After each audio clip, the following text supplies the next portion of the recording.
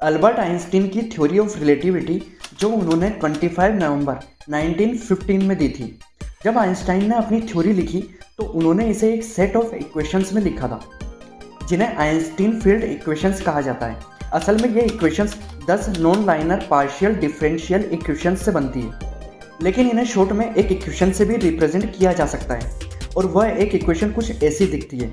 Capital G mu nu plus lambda small G mu nu equals to 8 pi capital G divided by c to the power of 4 t mu new.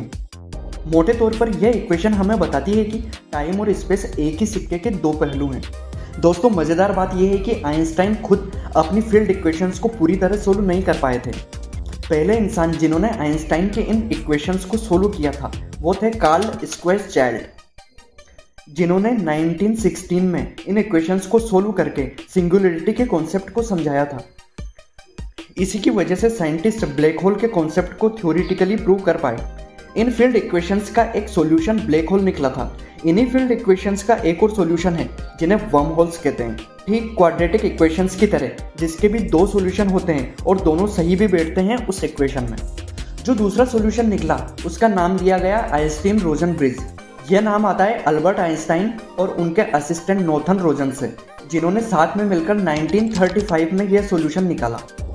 तो worm holes को समझना बड़ा आसान है। यह basically एक shortcut रास्ता है जो स्पेस टाइम के दो पॉइंट्स को कनेक्ट करता है। तो चलिए पहले हम 2 डायमेंशनल में समझते हैं। इसे देखो, इसमें 2 पॉइंट्स हैं A और B।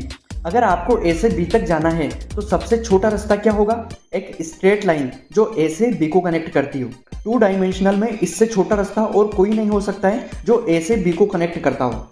लेकिन हम इस 2 डायमेंशनल डायग्राम को 3 डायमेंशनल में बेंड कर दें तो आप देखोगे कि इससे भी छोटा यानी सबसे छोटा एक रास्ता निकलता है। A से B तक जाने के लिए अब यह रास्ता पहले से कई गुना छोटा हो गया है। वर्म होल्स भी ठीक इसी तरह काम करते हैं।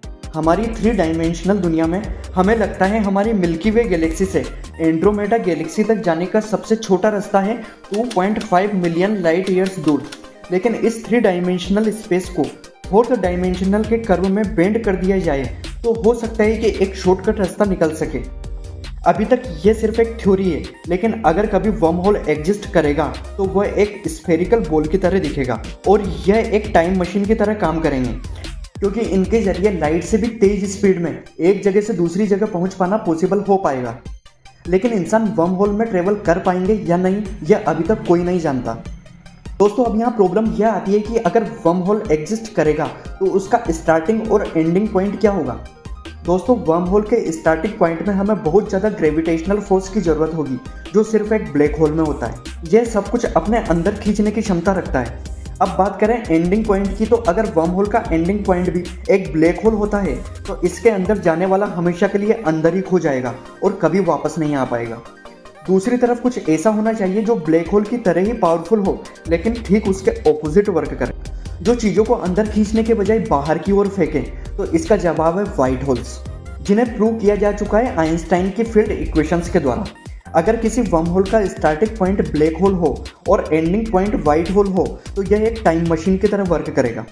अभी तक हम जो वर्म होल की बात कर रहे थे वो ग्रेविटेशनल फोर्स के बेस पर कर रहे थे, लेकिन अगर मैग्नेटिक फोर्स की बात की जाए तो साइंटिस्ट ऑलरेडी वर्म होल को क्रिएट करने में सक्सेसफुल हो चुके हैं। इस मैग्नेटिक वर्म होल को बनाने के लिए एक high temperature super conducting material का यूज़ किया गया, जिसका नाम है ड्यूटेरियम बेरियम कॉपर ऑक्साइड। तो कहने का मतलब है दोस्तों कि हम फ्यूचर में ऐसे कई रास्ते खोज सकते हैं जिससे कि एक वर्म होल के जरिए लाइट से भी तेज स्पीड में ट्रेवल करना पॉसिबल हो पाए। लेकिन इसमें कितना टाइम लगेगा यह एग्जैक्ट बताना मुश्किल है। तो दोस्तों, ये थी वर्म होल की कहानी। व्हाइट होल्स क्या होते हैं, ये कैसे बनते हैं, क्या व्हाइट होल्स सच में एग्जिस्ट करेंगे, इन सब टॉपिक्स पर नेक्स्ट वीडियो में डिस्कस करेंगे। तब तक के लिए बने रहिए और देखते रहिए इनलाइटन ग्लिम्स।